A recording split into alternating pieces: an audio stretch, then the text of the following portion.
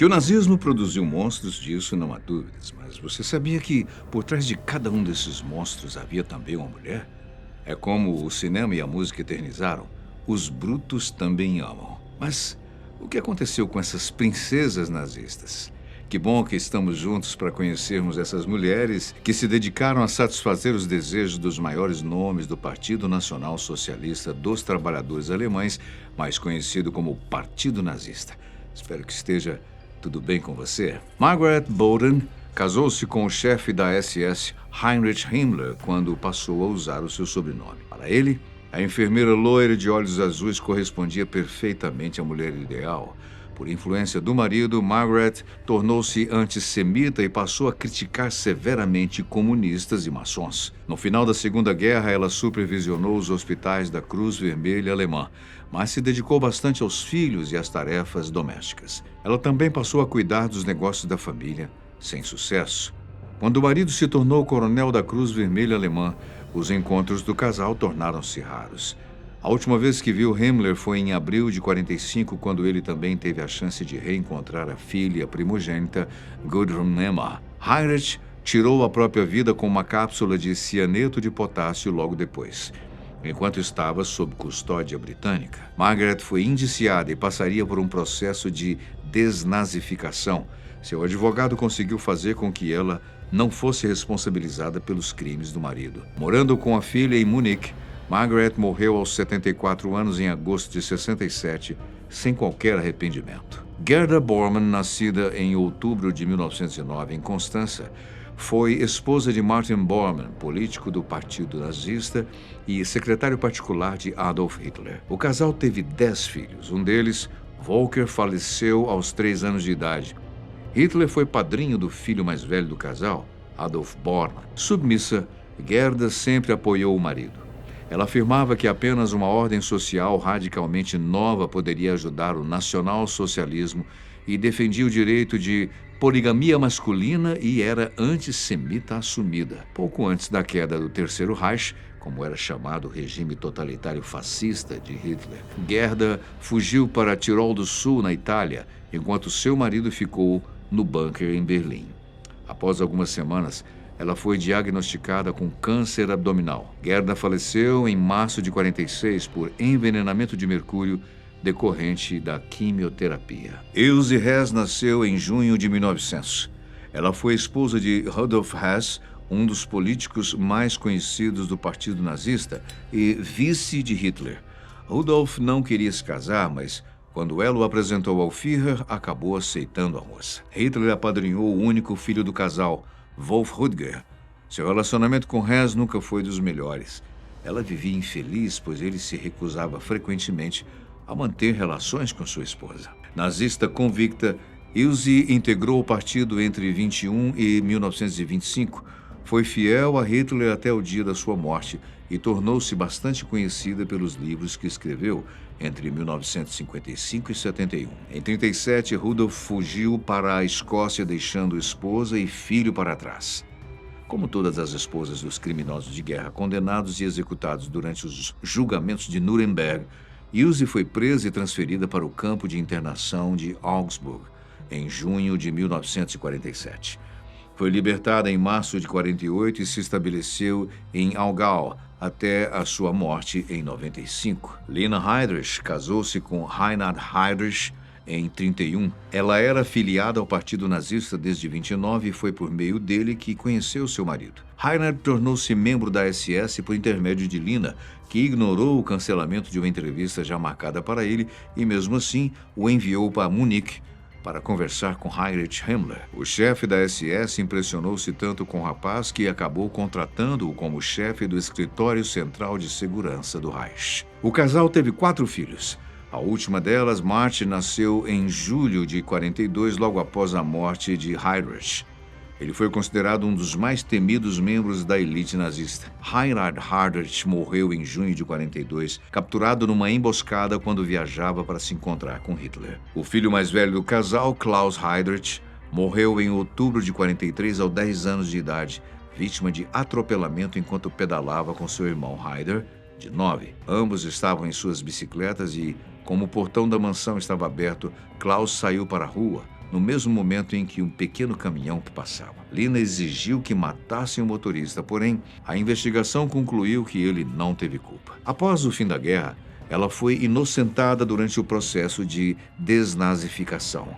Lina faleceu em agosto de 85 aos 74 anos, ainda defendendo a reputação de Heydrich. Atriz em evidência, Emma Johanna Zonemann era filha de uma família abastada de Hamburgo, na Alemanha. Ela nasceu em 1893 e ficou conhecida por atuar no Teatro Nacional na cidade de Weimar. Passou a assinar Göring a partir de abril de 35, quando se casou com o marechal das Forças Armadas Alemãs, Hermann Göring. Apadrinhado por Hitler, o casal teve apenas uma filha, Eda Göring. Como Hitler era solteiro, Emmy assumiu por várias vezes as funções de primeira-dama e anfitriã do governo em funções de Estado junto com Hitler. Esse fato e o título de primeira-dama do Terceiro Reich, que ela mesma assumiu, acabaram criando uma grande animosidade com a então amante do Führer, Eva Braun, a quem Emmy esnobava e desprezava. Tal situação deixava Hitler em maus lençóis com a sua amante, e então pressionou Hermann, ordenando que ele exigisse da esposa que tratasse Eva com mais respeito. Consequentemente, Emmy não foi mais convidada para as reuniões na residência do Führer. Após a guerra, ela foi presa por uma corte de desnazificação da Alemanha. Ao ser libertada, viu que 30% de suas propriedades haviam sido confiscadas e foi proibida de se apresentar nos palcos por 5 anos. Quando Göring suicidou em Nuremberg no fim de 46, Emmy e a filha moravam num pequeno apartamento de 2 quartos, sem água corrente nem eletricidade. Emmy viveu em condições avessas de quando era casada com um nazista, com sérios problemas com nervo ciático. Ela morreu em 73 em Munique aos 80 anos de idade. Brigitte Frank, ou Maria Brigitte Herbst, nasceu em dezembro de 1895. Era filha de um empresário no setor de fiação. O seu pai, Otto Herbst, suicidou em 1808, mas isso não tirou a sua autoconfiança e independência, muito menos a sua vontade de ir atrás de um padrão de vida melhor. Brigitte obteve seu novo sobrenome quando se casou com Hans Frank, 5 anos mais novo, que ela conheceu quando ele ainda era estudante de direito nacionalista. Hans terminou o doutorado e foi trabalhar como advogado pessoal de Hitler. No entanto, eram um casal diferenciado, tanto em atitudes quanto em idade, mas adoravam o luxo e o status social. Ela não simpatizava com política e não tinha interesse direto no Partido Nacional Socialista. O casamento não foi muito caloroso, pois Brigitte era uma mulher independente e dominante. Mesmo sem o sentimentalismo materno, ela foi mãe de 5 filhos, dos quais apenas 2 sobreviveram. Na Polônia, seu marido se tornou um dos ministros do Reich e ela se autodeclarava rainha da Polônia. A vida deles mudou da água para o vinho quando o casal foi viver num castelo. Certa vez ela foi até os guetos de Cracóvia e Varsóvia num Mercedes-Benz conversível e, aproveitando-se do terror imposto pelos nazistas, saiu de lá com joias, peles e outros objetos de valor. Ela quase conseguiu fazer com que uma mulher chamada Lily Groh fosse assassinada. Lily havia sido namorada de Hans durante a juventude e quando os dois se reencontraram, iniciaram uma relação adúltera. Brigitte descobriu e denunciou-a para Himmler, chefe da SS, dizendo que ela era judia. O seu plano falhou, mas não se separou do marido. Isso porque precisava manter o seu status de rainha. Em 1945, Hans foi preso e condenado à morte 2 anos depois. Brigitte foi levada a um campo de trabalho forçado, onde ficou por cerca de 1 ano. Brigitte viu seus bens serem confiscados gradativamente e veio a falecer em março de 59. A esposa do ministro de propaganda nazista Joseph Goebbels, Magda Goebbels, foi talvez a pior de todas essas mulheres. Sua mãe a criou praticamente sozinha até voltar a se relacionar com seu pai biológico, que por sinal era um comerciante judeu muito rico. Em 1930, Magda se filiou ao Partido Nazista. Nessa época, conheceu Goebbels, com quem se casou no ano seguinte. devido ao cargo do seu marido, foram apresentados como o modelo da família ariana perfeita. Magda recebeu inclusive a Cruz de Honra às Mães Alemãs, sendo chamada muitas vezes de a mãe da Alemanha. Há relatos de que ela era apaixonada pelo Führer, mas não chegou a se relacionar com ele. Magda, no entanto, guardou um segredo por muitos anos em relação ao seu pai. Ele era judeu. Lembra-se? Segundo foi apurado mais tarde, seu marido não sabia disso, apesar dela ter dito a ele que havia descoberto um segredo horrível em sua família, sem jamais tê-lo revelado. Seu pai foi preso e morto num campo de concentração em 38 e Magda nada fez para ajudá-lo. Quando Hitler cometeu suicídio em 30 de abril de 45, Goebbels assumiu o posto de Führer. Magda foi elevada a primeira-dama oficialmente, cargo que durou apenas um dia. No dia seguinte, Magda quebrou cápsulas de cianureto na boca das crianças enquanto elas dormiam. Os 6 filhos morreram no bunker, em 1º de maio de 45.